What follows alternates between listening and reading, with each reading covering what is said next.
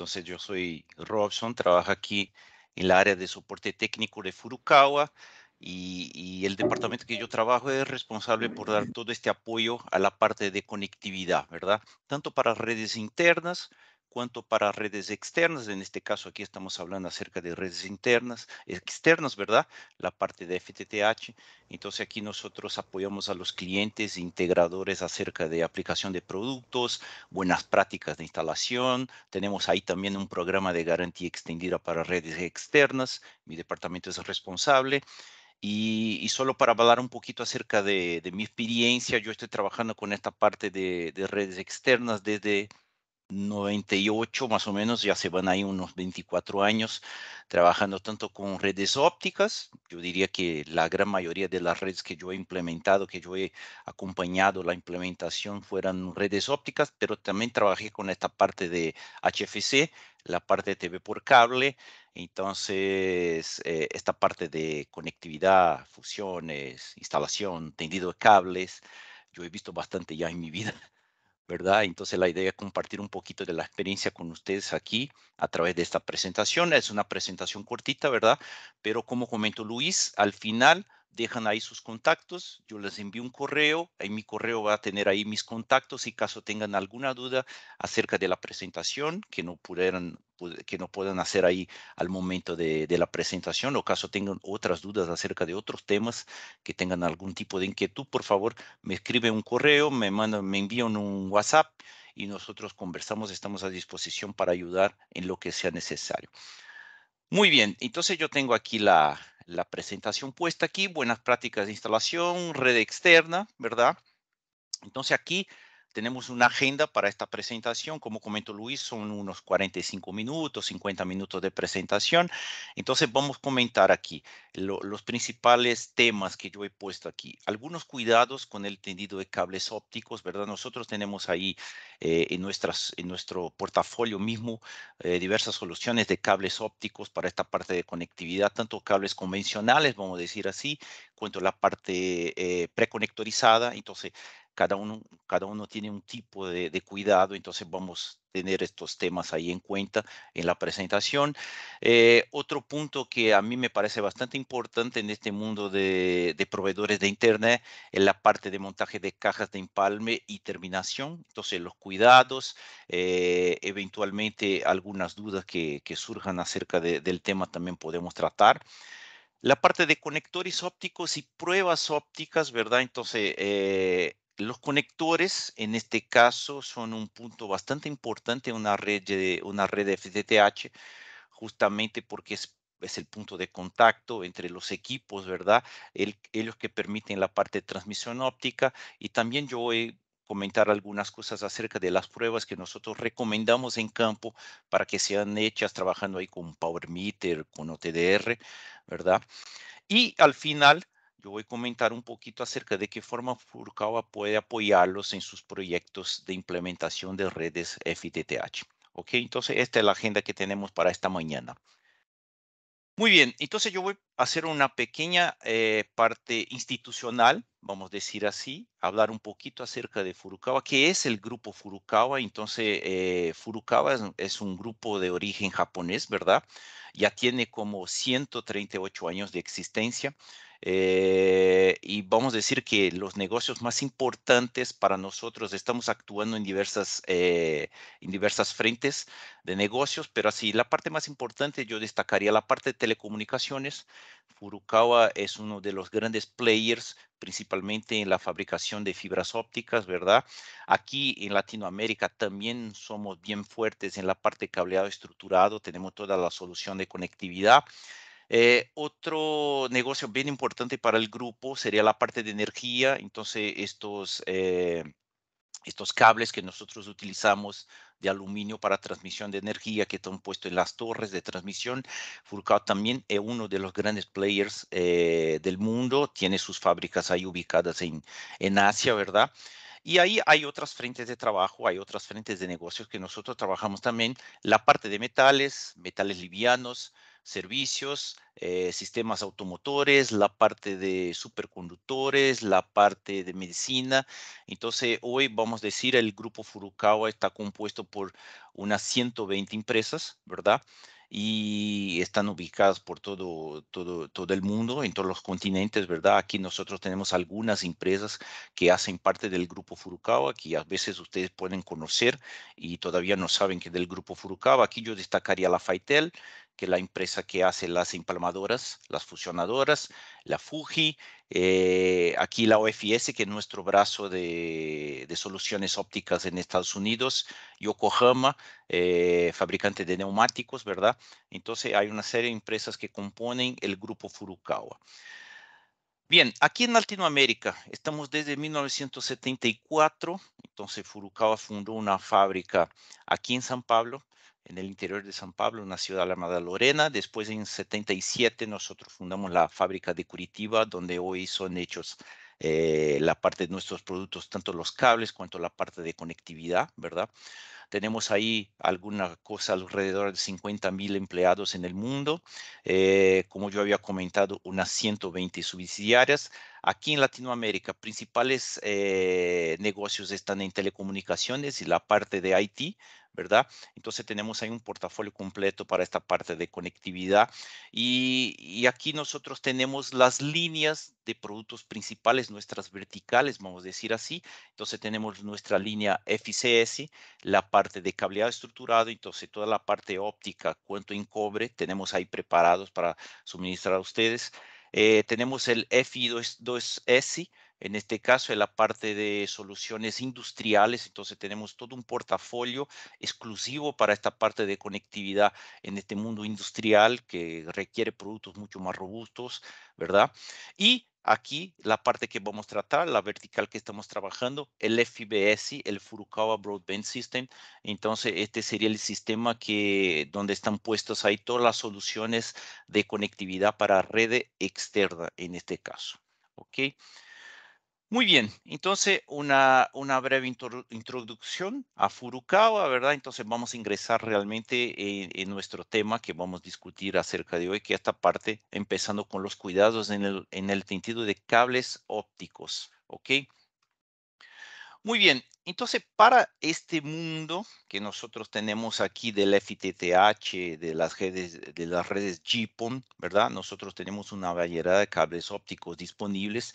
Yo he puesto aquí en esta diapositiva los principales modelos que son utilizados en este tipo de tendido, ¿verdad? Entonces tenemos ahí cables multitubo para vanos de 80, 120 o 200 metros. Estos serían los cables, vamos a decir así, más comunes, pero también tenemos otros cables para vanos largos, ¿verdad? Hay para vanos de 300, 500 metros, en este caso. Aquí tenemos otros cables que son cables más simples, ¿verdad? Son cables unitubo, en este caso. Tenemos ahí cables para vanos hasta 120 metros, 12 fibras, compacto para hasta 80 metros y tenemos el mini compacto para 80 metros también. Entonces son cables bien compactos y en este caso todos cables que van a ser donde la terminación de los cables va a ser hecha a través de fusión en este caso. Aquí ya los cables de acometida, entonces tenemos aquí nuestro cable que llamamos de low friction, drop low friction. En este caso es un cable figura 8, es un cable bien interesante porque permite, además de hacer la terminación por fusión, también podemos armar conectores en campo, ¿verdad? No hay la necesidad del técnico de campo tener ahí consigo una fusionadora, por ejemplo. Y una otra cosa bastante interesante en términos de producto también, la parte de cables preconectorizados. Entonces tenemos soluciones de FTTH en que toda la parte de distribución de la red es hecha a través de cables que ya están conectorizados, entonces eso disminuye el tiempo de despliegue y también la parte de errores por los técnicos, ¿verdad? Porque ahí yo no tengo empalmes para ser hecho, las cajas ya están listas, son cajas seriadas. En este caso, el técnico no necesita abrir las cajas para verificar nada, es solo enchufar el conector y la red está puesta. Y además de eso, también podemos trabajar ahí muy bien con esta parte de, vamos a decir, con cambios en términos de crecer o disminuir una red. ¿Por qué? Porque como son preconectorizados, yo puedo sacar o añadir una pieza, un cable, una caja preconectorizada a cualquier momento. Entonces tiene esta ventaja, ¿verdad? Son redes más livianas también en este caso. Bien, cuando trabajamos aquí con esta parte de tendido de cables, vamos a decir así, convencionales, los cables multitubo, ¿verdad? Entonces hay algunos cuidados. A veces pueden parecer así cosas tan obvias, ¿verdad? Pero muchos integradores e instaladores no llevan en consideración para que tengamos ahí una calidad buena de instalación, ¿verdad? Y principalmente la idea de trabajarmos bien, seguir las buenas prácticas es de preservar las condiciones originales del cable para que no tengamos problemas de las fibras de quebrar, no tengamos problemas en términos de atenuación del cable, ¿verdad? Para que no se rompan los cables, estas cosas todas. Entonces, una cosa bien importante, primera cosa, ¿verdad? Hay que tener un soporte para poder hacer este tendido, ¿ok?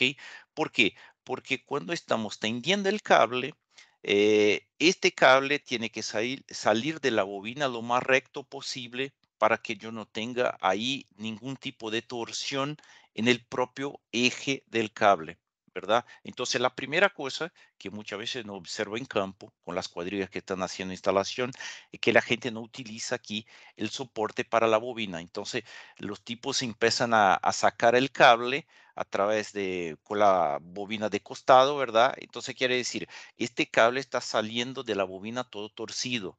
Al final, cuando estiramos, cuando metemos tracción en este cable para poder dejarlo tensado, ¿qué va a pasar? Este cable va a hacer un giro en su propio eje, va a hacer una torsión y dependiendo del vano y del esfuerzo mecánico que estamos haciendo, esta torsión puede causar algunos tipos de atenuación en las fibras y en algunos casos las fibras se rompen mismo con el esfuerzo mecánico que se hace. Entonces, bien importante considerar siempre un soporte para la bobina, ¿verdad? Entonces, mira, aquí todas las bobinas vienen con una marcación diciendo cuál es el sentido de salida del cable, ¿verdad? Entonces, llevar estas condiciones en consideración para que tengamos ahí. Otra cosa bien importante, hay una punta externa, que es justamente la punta que vamos a utilizar para poder hacer el tendido, ¿verdad? Pero en las bobinas más grandes tenemos la punta interna, esta punta está expuesta, ¿verdad? Entonces, importante dejarla siempre libre. ¿Por qué? Porque durante la instalación, cuando se está girando la bobina, esta punta trabaja, ¿verdad? Entonces, hay momentos que la punta va a estar más corta, otros momentos que va a estar más larga, justamente por este movimiento de sacar las vueltas del cable que están puestas en la bobina, ¿verdad? Entonces, bien importante dejar esta punta suelta para que el cable trabaje y no transfiera ningún tipo de torsión al cable durante la instalación. ¿Ok? Muy bien. Dos otros accesorios que yo considero bastante importantes en este caso aquí, en términos de instalación, principalmente la parte subterránea, señores. La parte aérea también es interesante utilizarse estos accesorios, pero en general los cables sufren más en la parte subterránea, ¿verdad? Entonces yo tengo aquí un accesorio que se llama destorcedor. Justamente este accesorio es compuesto por dos piezas que giran de manera independiente. Entonces, la realidad es que cuando estamos traccionando el cable guía que vamos a utilizar para traer nuestro cable, eventuales giros que yo tenga en este guía no van a ser transferidos al cable, ¿verdad? Entonces yo no voy a causar torsiones durante el tendido del cable justamente por la utilización de este destorcedor. Aquí yo tengo una fotografía que está más clara, ¿verdad? Entonces mira, como yo había comentado, son dos piezas que giran de manera independiente, permitiendo que yo no pase este esfuerzo mecánico desde el guía al cable que estamos tendiendo, ¿verdad? Otro accesorio bien interesante sería la camisa de tendido. Entonces, mira, es una camisa que metemos aquí la punta del cable y esta camisa, cuanto más traccionamos, más apretado se queda esta parte que está puesta el cable. Entonces, de esta manera, al momento que estamos traccionando el cable a través del cable guía, el cable no se escapa de la punta, ¿verdad? Entonces, no perdemos ahí todo el tendido que tengamos eventualmente hecho, justamente porque la camisa de tendido va a garantizar que el cable se quede agarrado entre el cable guía y nuestro destorcedor. Entonces, para un tendido aéreo, yo tengo aquí un dibujo que demuestra más o menos cómo sería. Entonces vamos a tener en los postes puestas las roldanas, en este caso, ¿verdad? Tenemos nuestro cable guía que va a ser traccionado por los técnicos de campo, y entre este cable guía y nuestro cable que estamos tendiendo, vamos a tener puestas entonces nuestra camisa de tendido y también el destorcedor. Estos son tipos de accesorios que normalmente las empresas de telecomunicaciones, de herrajes en general, van a tener de manera simple, entonces no es una cosa complicada de conseguirse en el mercado. ¿Ok? Una otra cosa bien interesante, cuando tengamos ahí tramos muy largos o cuando tengamos algún tipo de cambio de sentido, es bien interesante utilizar el cable de esta manera como una figura 8, ¿verdad? Porque de esta manera puesta, nosotros eliminamos las condiciones de torsión del eje, del cable en su eje, en su propio eje, ¿verdad?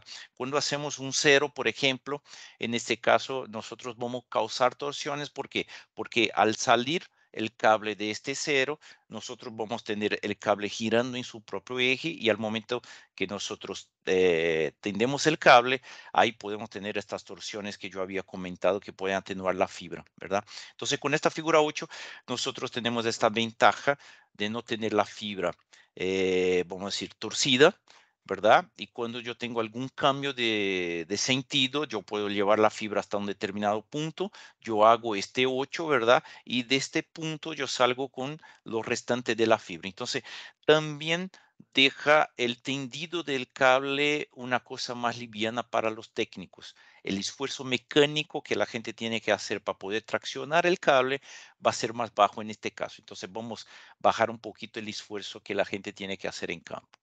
De esta manera, ¿verdad?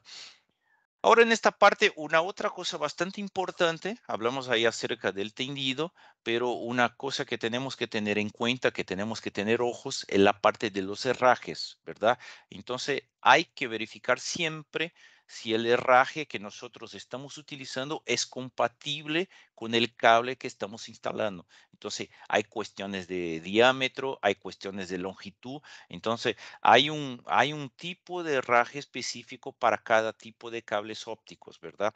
Nosotros aquí en Furukawa normalmente hacemos algunas recomendaciones acerca de cuáles serían los herrajes apropiados para cada tipo de cable, pero siempre importante cuando estén comprando la parte de herrajes para poder aplicar en campo, conversar también, platicar con esta gente que vende los herrajes, porque esta gente tiene experiencia también y puede indicar mejor cuál es el herraje apropiado. Entonces vamos a tener aquí en este caso herrajes para la parte de anclaje, ¿verdad? Donde tenemos que fijar el cable, y la parte de suspensión. Entonces cuando el cable pasa sin tener ningún esfuerzo lateral, solo hay el esfuerzo vertical, entonces en este caso vamos a aplicar los herrajes de suspensión. Entonces tenemos algunos modelos en el mercado. Estos serían los preformados, que lo que la gente más utiliza para estos cables autosoportados, ¿verdad?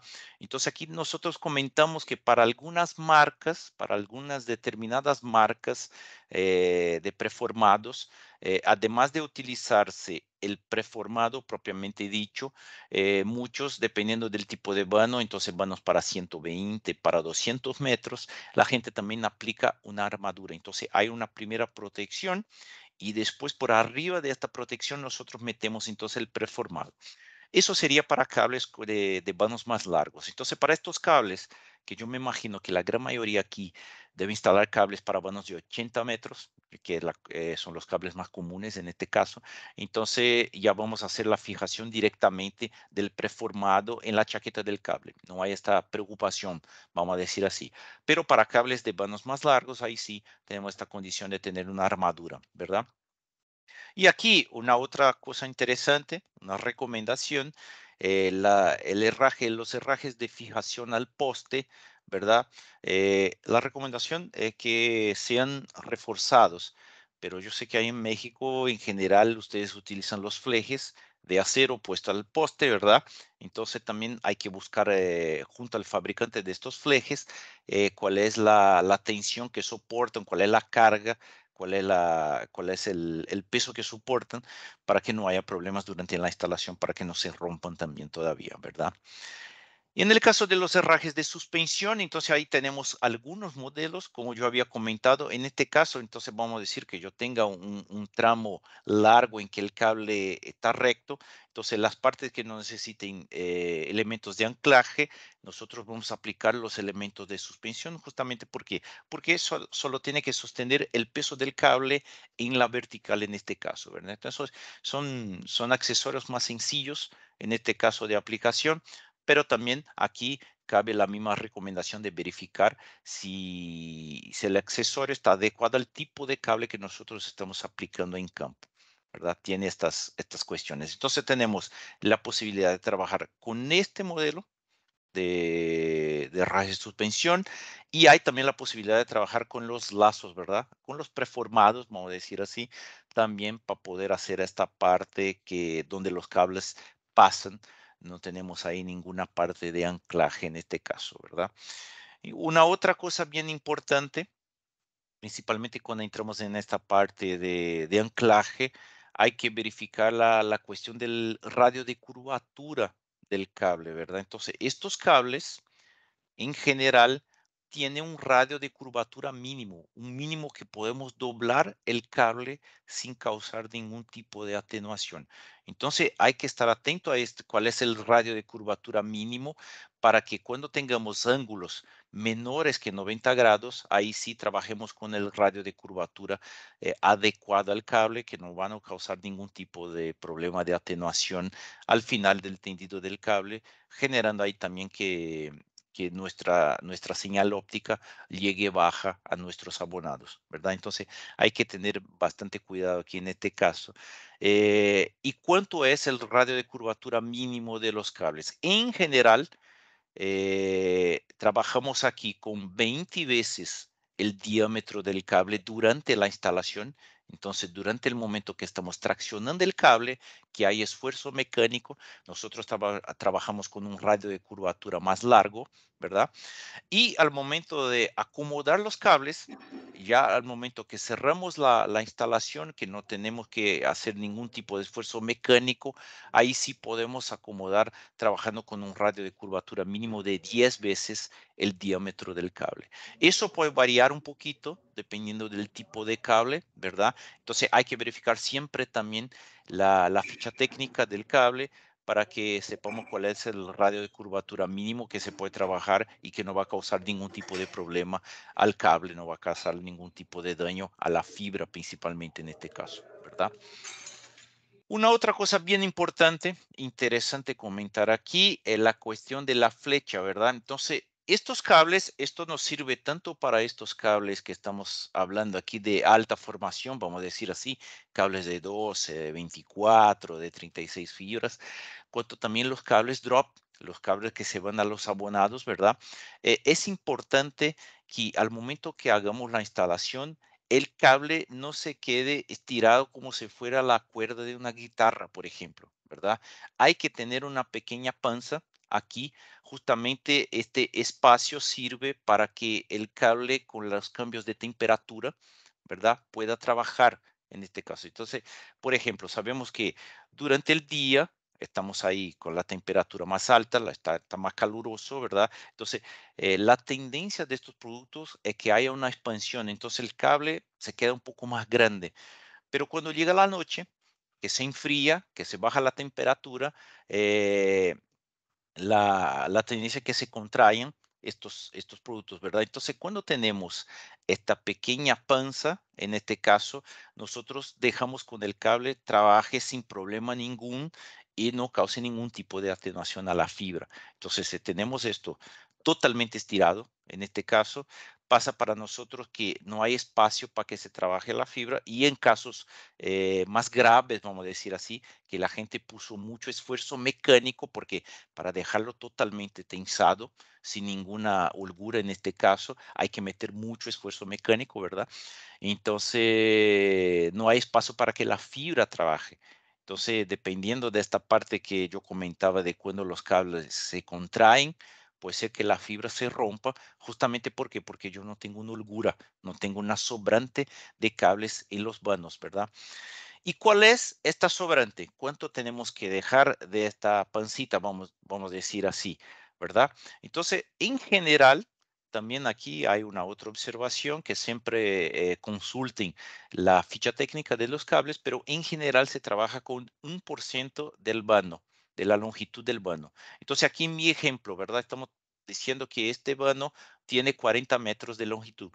Entonces, la flecha, que sería la diferencia entre una línea totalmente recta, imaginaria, y el lugar donde va a estar instalado el cable, efectivamente, entonces sería esta diferencia. La flecha, la gente también trabaja mucho con el término catenaria, en este caso también, ¿verdad? Entonces, la flecha o catenaria sería de 0,4 metros o 40 centímetros, ¿verdad? Entonces, siempre al momento que hagamos la instalación, vamos a dejar esta sobrante entre los vanos. Y claro, hay que observar que no puede quedar muy grande porque ahí ya tenemos otros riesgos con relación a las personas tocando en los cables. Eventualmente yo puedo tener problemas con camiones donde el cable cruce una avenida, esta cosa. Entonces, hay que verificar también estas alturas para que yo no tenga problemas durante la utilización en el día a día de agentes externos, en este caso, ¿verdad? Hay que tener ojos con eso. Entonces, estos serían los cuidados que yo comenté, los principales, ¿verdad? Acerca de los cables, como yo había comentado en el inicio, convencionales, los cables multitubos, los cables LUCI que nosotros trabajamos. Nosotros también tenemos la opción de trabajar con una red preconectorizada y en este caso nosotros vamos a utilizar cables que ya llevan los dos conectores en sus extremidades y son cables que son más delgaditos también. Estamos trabajando ahí con cables con 5 milímetros de diámetro. Entonces mira que es un cable bien delgadito, como si fuera, se parece mucho con un drop que instalamos a los clientes, ¿verdad? Pero en este caso lleva conectores en las dos puntas para poder conectar las CTOs, las cajas de terminación, las NAPs, que van a hacer las conexiones a los clientes. Entonces aquí algunas ventajas. Es un cable dieléctrico, diámetro reducido, es un cable con alta flexibilidad, resistencia a fricción. Aquí trabajamos con una fibra G657, entonces esta fibra tiene características mecánicas que permiten radios de curvatura más apretados. Entonces quiere decir, es una fibra que nosotros podemos doblar más esta fibra y mismo así no vamos a causar ningún tipo de atenuación, ¿verdad? Entonces tiene una condición mecánica mejor en este caso. Entonces, ¿cómo se convierte en un cable muy liviano? Eso me facilita bastante el momento de la instalación. Entonces tenemos un despliegue más rápido también. Entonces es interesante por el tema del cable, ser más liviano, el tema de tenemos ahí preconectorizados, también ahorro tiempo con esta parte de fusiones y todo, ¿verdad? Y las cuadrillas que nosotros vamos a utilizar, la gente que va a hacer la instalación de este cable, no necesita trabajar ahí con herrajes tan pesados. En este caso vamos a trabajar aquí con tensores plásticos muy sencillos y entonces la instalación se convierte en una cosa mucho más simple en este caso, ¿verdad? Entonces nosotros suministramos estos rollos de cables, están amarrados aquí con abrazaderas plásticas. En este caso vamos a quitar estas abrazaderas. Tenemos la recomendación que el técnico tenga consigo un velcro justamente para dejar junto el cable para que no se abra y no se enrede, ¿verdad? Entonces tenemos este cuidado en campo, ¿verdad? Y para quitar el cable de rollo no hay mucho secreto en este caso, solo quitamos aquí de costado mismo, ¿verdad? El cable no hay esta preocupación para este tipo de cable en especial, no hay la preocupación para que salga girando, para que salga lo más recto posible. La construcción de este cable permite que pura y simplemente nosotros quitemos el cable del rollo sin ninguna preparación especial en este caso, ¿verdad? Entonces, y vamos a estirarlo por la calle, ¿verdad? Simplemente así girando por el rollo y eventualmente las sobras también podemos acomodarla ahí en la vereda, esta cosa toda. para subir al poste y poder hacer la fijación a través de los tensores plásticos, como yo había comentado con ustedes. Entonces, como yo había dicho, son cables mucho más livianos y permiten así una instalación mucho más rápida, en este caso, mucho más sencilla, ¿verdad? Entonces, estos serían los cables de interconexión, ¿verdad? Estos serían los cables, estos cables que yo he comentado ahora, llevan conectores en las dos extremidades y justamente me sirven para poder alimentar las cajas de terminación, las NAPs.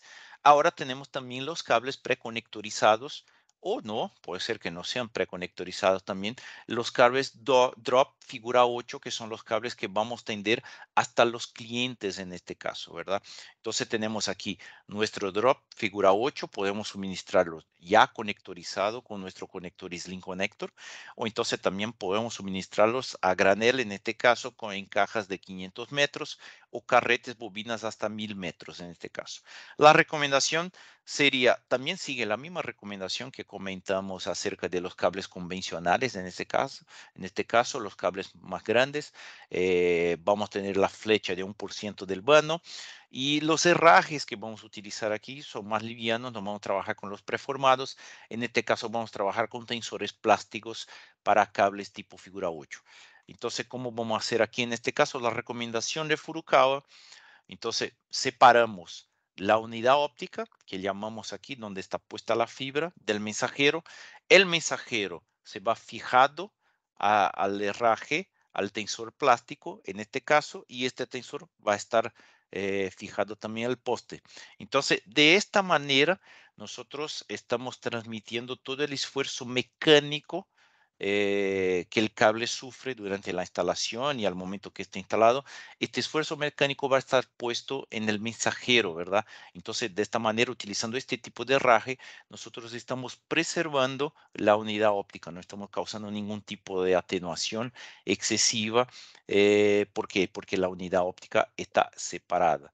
Entonces, una cosa bien interesante también aquí en las cajas de terminación. Aquí yo tengo un ejemplo de la caja puesta en un poste, pero también tenemos la opción de tener la caja fijada al mensajero. Entonces, determinar los caminos que van a ser los drops para poder llegar hasta los puertos que van a hacer la conexión de los clientes es una cosa bien saludable para la red en general, porque también dejamos arreglada esta parte de la instalación, ¿verdad? La parte de las acometidas es una cosa bastante importante. Y yo sé que ahí en México también se utiliza bastante el accesorio de los herrajes tipo Q para poder hacer el encaminamiento, el camino que los cables van a hacer para poder llegar desde la NAP hasta la casa de los clientes también. Son cosas interesantes que podemos utilizar en el día a día para tener la red un poquito más arreglada. Ya sabemos que los postes muchas veces son un lío en términos de cables y esta cosa toda. Entonces, cuanto más podamos arreglar esta parte, mejor para nosotros, facilita la vida de los técnicos, del mantenimiento, de instalación, y así las instalaciones son más rápidas también en este caso, ¿verdad?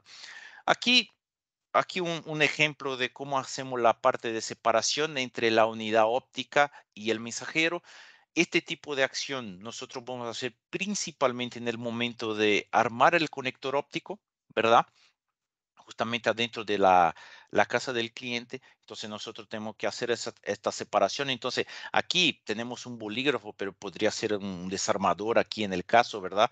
Entonces metemos la herramienta entre la unidad óptica y el mensajero justamente para que al momento que yo tenga la separación entre la unidad óptica y el mensajero, la unidad óptica no se enrolle, porque si separamos directo así con los dedos, la tendencia a que se quede toda enrollada. Entonces, para evitar este tipo de memoria, vamos a decir, en la unidad óptica, la sugerencia es siempre meter aquí una herramienta entre la unidad óptica y el mensajero. Y aquí, otro ejemplo, exponiendo la fibra, es lo que vamos a hacer cuando armamos el conector óptico en campo, en este caso. Bien, entonces hablamos un poquito acerca de los cables, los principales modelos, vamos a decir así, y ahora yo voy a hablar un poquito acerca de los cuidados que tenemos que llevar en consideración al momento de armar tanto las cajas de empalme y las partes de las cajas de terminación, que serían ahí, yo creo que muchos conocen como NAPs, ¿verdad? Entonces, ¿cuáles son los cuidados necesarios? Eh, una cosa bastante interesante para poder armar estas cajas, porque siempre que vamos a armar una caja como esta de empalme o de terminación, nosotros tenemos que quitar la chaqueta del cable, ¿verdad? Entonces, aquí nosotros consideramos bien importante trabajar aquí con herramientas apropiadas, justamente para garantizar la integridad del núcleo de la fibra. Entonces, la parte de los loose tubes, de la fibra propiamente dicha, que sea preservada. Entonces, nosotros tenemos en el mercado algunas herramientas que son bien interesantes para poder hacer esta apertura, para poder quitar esta chaqueta del cable. Yo he puesto aquí 3 modelos que nosotros ya utilizamos, son muy buenos. Un modelo de Hornet, Replay, Nipex, ¿verdad? Entonces son herramientas que hacen tanto el corte circular, entonces yo puedo hacer el corte de la chaqueta de manera circular, yo puedo hacerlo de manera helicoidal, ¿verdad? Y también yo puedo hacerlo en la longitudinal. Entonces me permite hacer este 3 tipos de corte. Y una otra cosa interesante aquí también, porque muchas veces la gente nos pregunta, mira, yo utilizo la herramienta para poder quitar la chaqueta por completo o solo una ventana de la chaqueta. Entonces, la realidad, estas herramientas, la gran intención de ellas sería quitar una ventana de chaqueta del cable justamente para poder acceder al ripcord, que es la cuerdita que nosotros utilizamos para ahí sí abrir la chaqueta por los 2 metros, 1,5 metros que necesitamos para poder hacer los empalmes adentro de las cajas de terminación y de empalme, ¿verdad? Entonces, como yo tengo aquí en el ejemplo de fotografías, mira, aquí están utilizando las herramientas de Ripley, entonces hicimos aquí un corte helicoidal, en este caso, de esta manera tuvimos acceso al ripcord, ¿verdad? Y ahí después sí, para poder hacer la apertura de los 2 metros, 1,5 metros que tenemos ahí, necesidad para poder armar nuestra caja de empalme, ahí sí vamos a utilizar el ripcord. Entonces, la idea de las herramientas no sería hacer la apertura completa de los 2 metros, sino acceder al ripcord y a partir de ahí hacer entonces la apertura de la chaqueta, en este caso, ¿verdad? Muy bien, entonces cajas de empalme, tenemos aquí, yo tengo un modelo de Furukawa, nuestra 4M 144 fibras, hasta 144 fibras. Una cosa que está pasando bastante en el mercado, tenemos ahora las cajas de sellado mecánico, ¿verdad? Entonces ya no tenemos el cierre con los termocontraíbles en este caso. Entonces, importante, si trabajamos aquí con grummets, tenemos aquí grummets para varios diámetros de cables. Importante verificar cuál es el diámetro del cable justamente para utilizarse el grommet correcto en este caso, ¿verdad? Aquí la entrada, entonces cuando trabajamos con sangrado, entonces un cuidado bastante grande al ingresar con los tubos en el interior de la caja y también verificar en el manual del producto, una cosa bastante importante que en general los técnicos en campo no lo hacen, pero sería bastante importante leer el manual, entonces verificar cómo se hace el anclaje de los cables, porque eso va a garantizar que los cables no se escapen de la caja a lo largo del tiempo, en este caso, ¿verdad? Y otra cosa, verificar cuáles son los radios de curvatura para acomodación de los tubos en el interior de la caja. ¿Por qué? Porque dependiendo si yo tengo aquí si yo al momento de amarrar los tubos, caso yo apriete demasiado estos tubos, puede ser que las fibras se rompan. Ahí justamente porque no respetamos los radios de curvatura que están puestos aquí en el interior de la caja. Entonces, ojos con eso también para garantizar que no haya problema en armarse la caja. Y otra cosa bastante importante también, las bandejas de empalme, definir bien cuáles son los caminos que las fibras van a hacer en el interior de estas cajas justamente para que podamos tener los radios de curvaturas atendidos en este caso. ¿Ok? Aquí algunos ejemplos de cajas, entonces, cómo sería el arreglo de estas cajas puestas en registros, ¿verdad? Entonces, sería siempre interesante una holgura de cable, una sobrante de cable en este caso aquí, ¿verdad? Y también un soporte para poder dejar esta caja fijada a la pared de los registros para que se quede la cosa ordenada, ¿verdad? Al momento que se tenga un mantenimiento, alguna cosa así, la cosa va a estar un poquito más tranquila, vamos a decir así. Ya en las cajas de terminación, las NAPs, las recomendaciones son muy parecidas también. Yo he puesto aquí un modelo de nuestro portafolio, sería CTO 16MT, lleva splitters de 1:8 y 1:16 en este caso, ¿verdad? Y también permite derivaciones, entonces bastante importante porque dependiendo del proyecto yo tengo alguna derivación para poder atender otras cajas, ¿verdad? Entonces la caja permite. Entonces aquí cuidados también con la apertura de chaqueta del cable, la cantidad de tubos que tenemos que abrir, que tenemos que quitar de la chaqueta y otra cosa bien importante, radios de curvatura en el interior de la caja. Entonces, bastante cuidado también, tanto de los loose tubes, en este caso aquí en el interior de la caja, como también de las fibras que van a alimentar los splitters que van a estar en el interior de esta caja. Entonces, bastante cuidado aquí. Esta también es una caja de sellado mecánico, en este caso, ¿verdad? Entonces trabajando con grumetes también. Entonces hay que verificar cuál es el diámetro del cable que estamos trabajando para que se utilice la entrada correcta. Entonces mira que yo tengo entradas para cables de entre 6 y 9 milímetros de diámetro y también yo tengo las entradas más chiquitas para cables más grandes, perdón, para cables entre 9 y 12 milímetros. Entonces hay que tener ojos, saber cuál es el diámetro del cable que se está trabajando para utilizarse la entrada correcta en este caso. Y aquí, más una vez reforzando la parte de fijación de los cables, la parte de anclaje de los cables en el interior de la caja para garantizar que no se escapen a lo largo del tiempo. ¿Ok? Otra cosa bien importante, las herramientas que vamos a utilizar para poder hacer, para armar estas cajas, ¿verdad? Entonces, vamos a aquí tener el pelador de cables, alcohol isopropílico, los pañuelos específicos de limpieza óptica, vamos a tener aquí las pinzas de corte, la peladora de fibra, cleaver de precisión, bien importante para garantizar buenos empalmes en este caso, ¿verdad?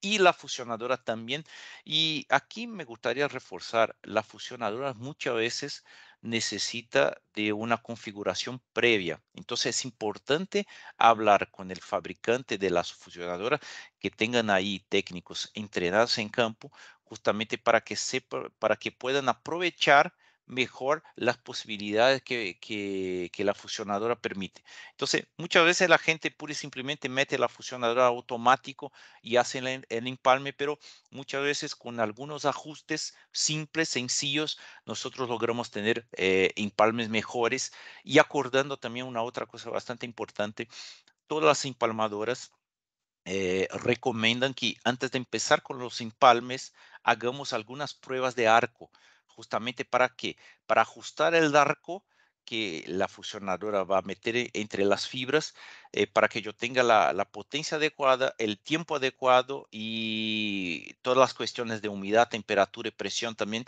estén ajustadas para que yo tenga el mejor empalme posible de las fibras que estoy empalmando. ¿Ok? Entonces hay que tener ojos con eso. Y aquí solo para comentar, como yo había comentado acerca de los cables preconectorizados, tenemos ahí también las cajas preconectorizadas. La gran ventaja de estas cajas preconectorizadas es que justamente yo no necesito abrirlas en este caso, ¿verdad? Ya tengo aquí los conectores en el lado de afuera de la caja, entonces pura y simplemente yo enchufo los conectores y hago la parte de distribución. Entonces, esta sería una CTOP que llamamos de inline, ¿verdad? Yo puedo meterla en el mensajero, en el acero, como también yo puedo meterla al poste. Entonces, vamos a decir que esta sería la caja principal de distribución. Y el otro modelo que tenemos aquí, ahí sería la caja sellada, ahí sí, esta caja, una caja preconectorizada. A partir de aquí, yo llego con los cables de alimentación. Entonces, yo llego con la señal óptica que va a alimentar el splitter que está en el interior de la caja. Y a partir de aquí salimos con los cablecitos drop que van a ser el atendimiento de los clientes. ¿Ok? Muy bien, muy bien. Entonces hablamos cables, hablamos acerca de cajas de empalme, terminación. Entonces, cuidados con los conectores ópticos. Entonces, aquí, como estamos hablando acerca de fibra óptica, las dimensiones son súper reducidas. Entonces, una cosa bien importante que informamos a los técnicos de campo es que cualquier suciedad que yo tenga en la faz del conector puede colaborar para que yo tenga menos potencia óptica llegando a mi cliente. ¿verdad? Entonces yo puedo tener dos tipos de problema cuando yo tengo una suciedad puesta entre los conectores. Mira, yo puedo tener un problema de atenuación. En este caso, ¿por qué? Porque la suciedad va a ser como un obstáculo para que se pase la luz. Entonces, la verdad es que una parte de la luz va a se quedar en esta suciedad. Entonces, pasa menos luz para el receptor óptico en este caso, ¿verdad? Y el otro punto importante que dependiendo de la suciedad que tengamos puesta aquí en el conector, también va a ser un punto de reflexión. Entonces, parte de esta luz se choca con esta suciedad y vuelve al transmisor, ¿verdad? Entonces, este tipo de condición puede causar problemas durante la transmisión óptica, ¿verdad? Porque nuestro transmisor no está preparado para recibir potencia óptica, está preparado para transmitir. Entonces, cuando yo tengo un buen canal óptico, este canal va a garantizar que la cantidad de fibra que vuelve a través de reflexión, que siempre va a volver a alguna cosa, pero la cantidad que va a volver es un valor tan bajo, tan bajito, que no va a influenciar en la señal óptica que nosotros estamos transmitiendo en este caso. Entonces, hay que tener este cuidado con la parte de limpieza. Aquí yo tengo algunos ejemplos de conectores vistos a través del microscopio con suciedad en su cara. Entonces, aquí un conector con marca de olla. Aquí tenemos un conector contaminado y aquí sería así la fotografía de un conector limpio, ¿verdad? Entonces mira que yo no tengo ningún tipo de suciedad, principalmente en la parte del núcleo, que por donde pasan las señales ópticas, ¿verdad? Entonces con eso yo tengo una perfecta conexión de los núcleos, ¿correcto? Y yo no tengo estas condiciones de atenuación y reflexión. ¿Y cómo los técnicos van a limpiar estos conectores en campo? Entonces la realidad nosotros aquí de Furukawa tenemos herramientas específicas para limpieza óptica, ¿verdad? Entonces, en el caso, aquí el conector que nosotros más utilizamos en el mundo FTTH es el conector SIC. Entonces, aquí tenemos una herramienta específica para conectores SIC con férula de 2,5 milímetros de diámetro. Entonces, es una herramienta con diseño ergonómico, me permite hasta 500 limpiezas, es compatible con conectores machos y hembras, entonces quiere decir, yo logro limpiar tanto el conector que va a estar armado en mi cable drop, por ejemplo, el macho, cuanto el conector que está interno a un acoplador. Entonces, una cosa importante aquí también acordar, cuando vamos a enchufar los cordones ópticos, los patch cords ópticos, tanto en la ONU cuanto en la OLT, es importante limpiar los conectores de los equipos también, porque en el acoplador que tenemos en estos equipos, en las ONUs y las OLTs, en la realidad en su interior tenemos ahí un conector también. Entonces sería importante, además de limpiar el conector que vamos a enchufar, limpiar también el conector que está puesto en el interior del acoplador en este caso, ¿verdad? Y la herramienta también es compatible con los pulidos UPC y APC en este caso. ¿Ok?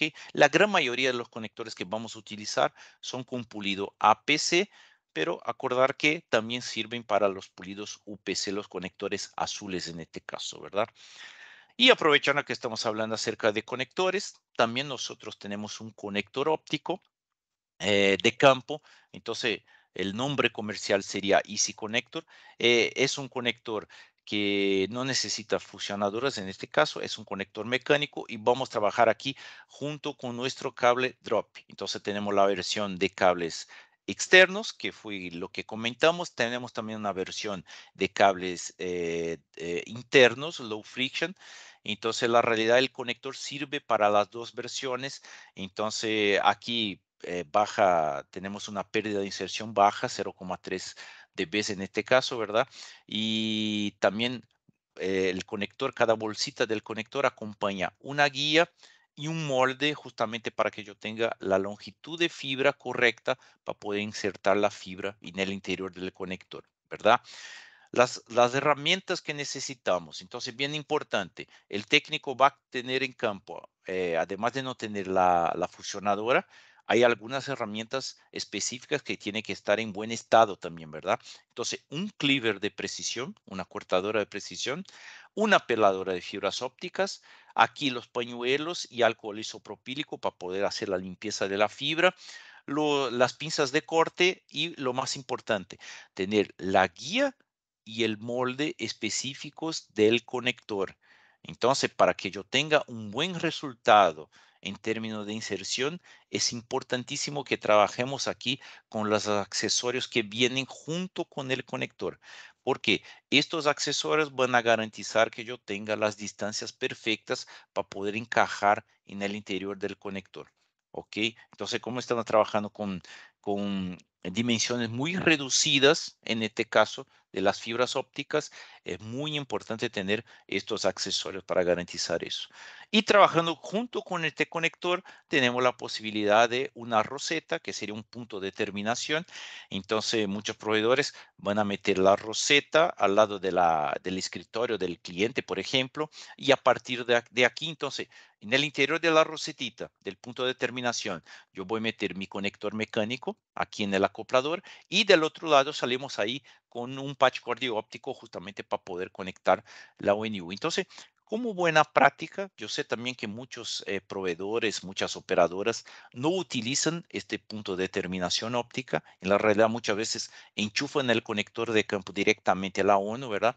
Pero como buena práctica, nosotros recomendamos la utilización de un punto de terminación óptica, una roseta, justamente para que yo tenga más flexibilidad para movimentar el escritorio del cliente y esta cosa toda. Acaso yo rompa alguna cosa, yo voy a romper el patch cord óptico, no voy a romper el drop que viene de la calle. Entonces, bien interesante en términos de instalación, como buena práctica tener puesta una roseta, ¿ok? Entonces aquí tenemos las dimensiones, entonces es un accesorio pequeño, ¿verdad? Bien discreto en este caso, entonces no va a causar ningún tipo de impacto visual en la instalación del cliente, en este caso, ¿ok? Y en esta parte de pruebas, entonces, cosas importantes, ¿verdad? Entonces, cuando vamos a empezar la construcción de la red, es bien importante que la gente de proyecto tenga ahí estimadas las pérdidas que vamos a tener a lo largo del camino óptico, ¿verdad? Entonces, yo tengo que considerar las pérdidas que yo voy a tener, que voy a tener en términos de conexión, los ODFs que están puestos ahí, los splitters, ¿verdad? La pérdida de los splitters propiamente dichos, ¿verdad? Porque el splitter, además de hacer la división óptica, también me genera bastante pérdida. En la realidad, es el elemento que me genera mayor cantidad de pérdida a lo largo del camino. Entonces, yo tengo que estimar las pérdidas de empalme, las pérdidas también del cable, ¿verdad? Porque la fibra tiene una pérdida por kilómetro. ¿Justamente para qué? Para que yo pueda calcular cuál es el valor eh, previsto de señal óptica que va a llegar a cada una de las cajas de terminación. ¿Por qué? Porque yo tengo que garantizar que yo tenga el mínimo de señal óptica para establecer la comunicación entre la OLT y la ONU. ¿Ok? Entonces, bien importante, este tipo de cálculo, como está puesto aquí en la diapositiva. Entonces, yo tengo aquí un ejemplo de una red sencilla, una red interna, pero sería más o menos el mismo cálculo. Nosotros vamos a sumar todos los elementos, las pérdidas de los elementos. Ahí vamos a ver cuál es la pérdida del enlace óptico y vamos a disminuir este valor del valor de salida del transmisor óptico que está puesto en la OLT. Y de esta manera vamos a lograr determinar cuál es la cantidad de luz, cuál es la cantidad de señal óptica que va a llegar a cada una de las CTOs y si está adecuada para poder establecer la comunicación entre central y cliente. Y la recomendación aquí sería también hacer estas pruebas para todas las cajas de terminación. Entonces, todas las NAPs durante la construcción tienen que ser probadas para que se confirme que el valor está dentro del rango que nosotros tenemos de previsión de señal óptica que va a llegar en cada punto. ¿Ok? Entonces, para hacer esta medición vamos a utilizar un power meter, un medidor de potencia óptica. Entonces, acordar también una cosa importante aquí. El power meter tiene que estar puesto, en este caso, si vamos a hacer la medición de downstream, tiene que estar ajustado para la longitud de onda de 1490 nanómetros, ¿ok? Y siempre para dBms, porque nosotros tenemos dos tipos de mediciones. Podemos hacer mediciones en dBs. Cuando hablamos acerca de dBs, estamos diciendo acerca de la pérdida que tiene el enlace, ¿verdad? O dBm, que sería la potencia de señal óptica, la cantidad de luz que está me llegando a cada punto. Entonces, en este caso, para estas pruebas que vamos a hacer en las NAPs, nosotros vamos a hacer pruebas en dBm, pruebas de potencia óptica. ¿Ok? Entonces, eso tiene que estar seteado, tiene que estar ajustado en el Power Meter. Y en términos de Power Meter, también tenemos la posibilidad de trabajar con los Power Meters que llamamos de convencionales, que solo miden el downstream, o entonces trabajar con Power Meters tipo PON.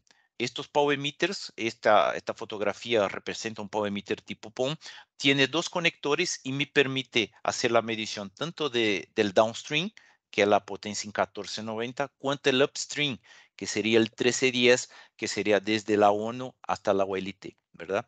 En el día a día, en construcciones, yo creo que un Power Meter convencional es suficiente, ¿verdad? Ahora, en términos de mantenimiento, a veces sería interesante el técnico de mantenimiento, ahí sí tener un Power Meter tipo PON.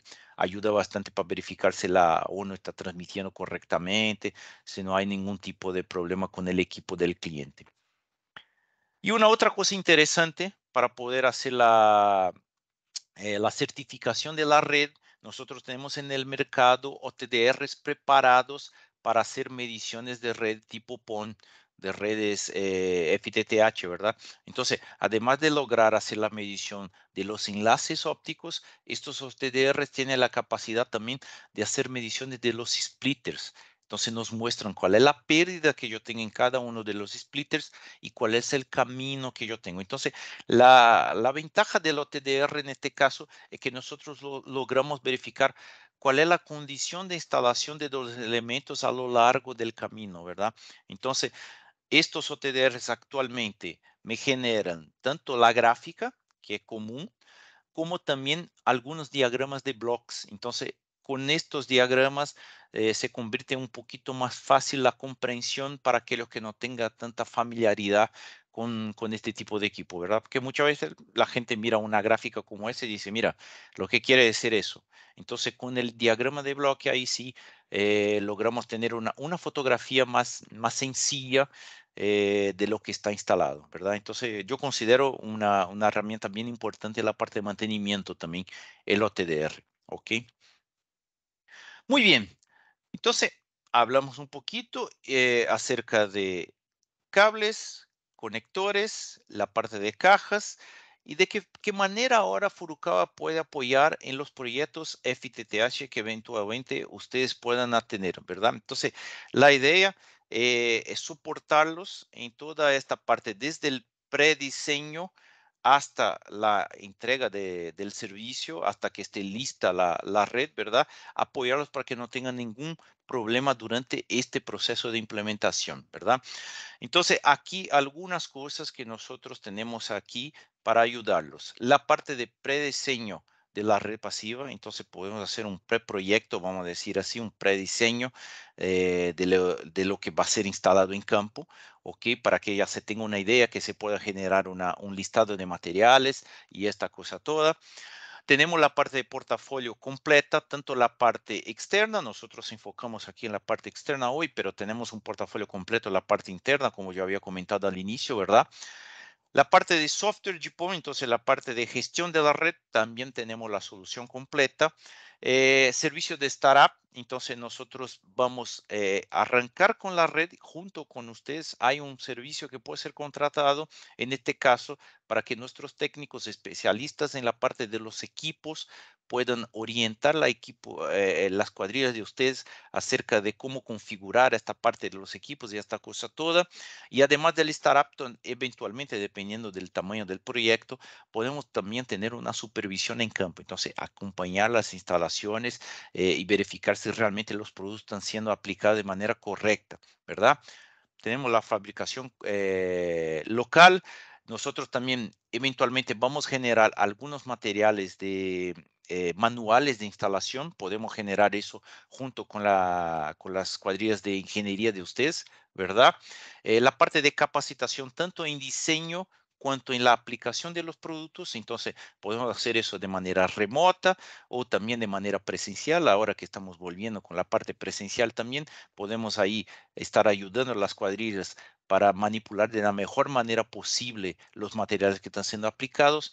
Y Furukawa también tiene un programa de garantía extendida de 10 años que justamente garantiza la parte de pasiva. Entonces, en este caso, estamos hablando de cables, conectores, splitters y cajas, ¿verdad? Entonces, nosotros requisitamos del cliente una serie de documentos acerca de cómo fue hecha la instalación, las builds de la red, ¿verdad? Y a través de estos documentos y con una verificación en campo, nosotros podemos brindar la instalación con una garantía extendida de 10 años, ¿verdad? Entonces, eso todo junto que estoy comentando aquí, nosotros lo llamamos de programa FTTX Full Service. Entonces, en este caso, estamos apoyando desde el momento en que se pensó la red hasta el momento que ya tenga la red lista, ya garantizada con un certificado, ya aprobada en términos de pruebas ópticas y esta cosa toda, ¿verdad? La idea es que sea la mejor experiencia posible trabajar con la marca Furukawa desde el inicio hasta el final de la instalación de la red. ¿Ok? Muy bien, señores. Yo he pasado un poquito del tiempo, ¿verdad? Pero esta era la presentación que yo tenía para ustedes hoy. Y ahora yo creo, Luis, estamos abiertos a las preguntas, ¿no? Sí, correcto. Robson, muy amable, muchas gracias. Nos has presentado una información bien interesante, bien completa, que nos permite a todos quienes estamos en esta área de las comunicaciones y del despliegue de infraestructura tener datos bien interesantes. Estoy seguro que nuestros asistentes están muy complacidos con la información. Y pues vamos a esperar a ver si nos comparten alguna pregunta. Tenemos por aquí algunos datos que nos han compartido. Pablito Reinaldo nos comparte su correo, muchas gracias. También Juan Ignacio Mora, y él tiene una pregunta que nos dice qué estrategias han seguido para proteger los cables y accesorios de roedores y otros animales que los muerden y destruyen. Tenemos algunos amigos malos, ¿no, Luis? Tenemos algunos. Nosotros tenemos algunos modelos que son antirroedores, vamos a decir así, que tienen una protección. Tenemos dos tipos de protección. Tenemos cables que llevan la protección en acero, ¿verdad? Y tenemos un otro cable que lleva protección en fibra de vidrio. Entonces, este de fibra de vidrio sería un modelo dieléctrico, vamos a decir así, y este con acero no. Entonces, en general yo percibo una cosa, los clientes prefieren los cables dieléctricos. Entonces acaban trabajando con los cables con protección de fibra de vidrio. Entonces es un cable doble jaqueta. Entonces yo tengo el cable convencional, vamos a decir así, y yo tengo una segunda jaqueta y entre estas dos jaquetas está puesta esta capa de fibra de vidrio justamente para hacer la protección contra los roedores. Pero así, esta protección para los cables dieléctricos sería una protección para pequeños roedores. Entonces, cuando hay los ratones más grandes y esta cosa toda, nosotros acabamos recomendando los cables con la protección de acero, pero ahí hay que tener ojos porque como yo tengo una parte en metal, que este acero que he puesto ahí es un cable doble chaqueta también en este caso, pero hay un acero en el medio. Y los puntos de terminación, yo tengo que aterrizar eso, ¿verdad? Entonces hay que tener ojos con eso, pero sí, tenemos las dos opciones en este caso.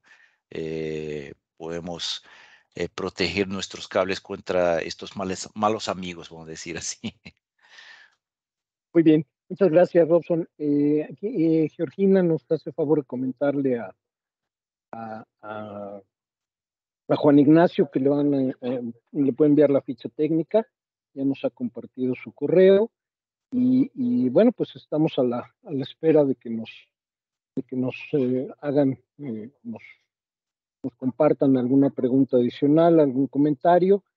Eh, Yo tengo una pregunta. En el caso de las instalaciones aéreas, además de la separación que mostraste en la gráfica y el identificar la separación de 0.4 centímetros, el peso también del cable es importante considerarlo para hacer esta distribución, ¿correcto? Sí, en la realidad, Luis, en la ficha técnica del cable ya va a tener la información acerca de la flecha y esta flecha ya va a ser calculada en función del peso del cable también, ¿verdad? Entonces, el peso del cable, la tracción que soporta, cuánto yo puedo meter de carga al momento de tenderlo, ¿verdad? Eso todo va a colaborar para que yo tenga el valor de la flecha.